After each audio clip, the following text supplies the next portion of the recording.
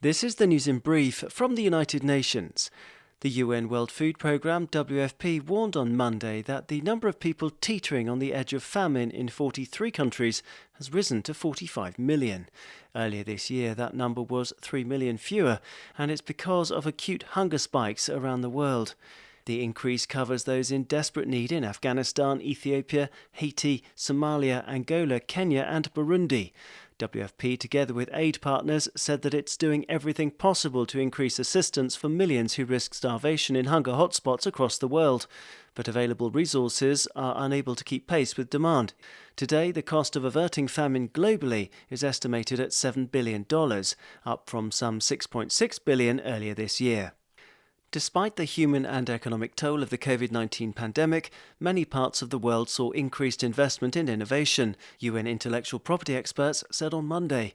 In line with strong pre-crisis trends, the World Intellectual Property Organization, WIPO, said that there had been growth in scientific output, expenditure on research and development, as well as intellectual property filings and venture capital deals in 2021. Highlighting regional differences, WIPO chief economist Carsten Fink explained that patent filings did far better in Asian countries than elsewhere last year, accounting for 2 in 3 applications worldwide, up from around 1 in 2 in 2010. China headed the list of countries responsible for the most growth in patents last year. They were up 6.9% compared with the previous 12 months, followed by Korea, 4.1%. Other offices fared less well, including Germany, Japan, the United States, as well as the European Patent Office, which all experienced single-digit percentage declines. Here's WIPO's Carsten Fink now, speaking in Geneva.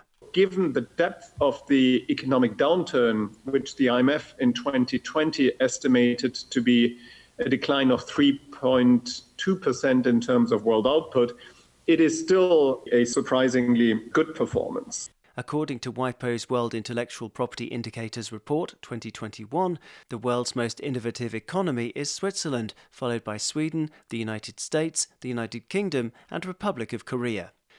As the COP26 summit enters its second week in Glasgow, the UN Health Agency has urged greater support for all countries to protect their people from climate change.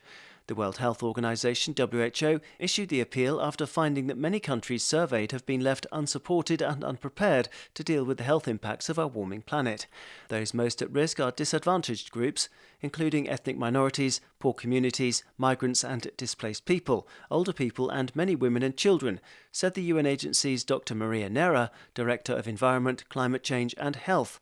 The argument for increased climate action was very clear, Dr. Neira said, noting that almost 80% of deaths caused by air pollution could be avoided if current air pollution levels were reduced to WHO air quality guidelines.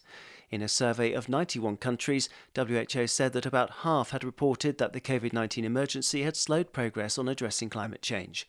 This was because the pandemic had diverted health personnel and resources and threatened the ability of governments to plan and prepare for climate-related health stresses and shocks.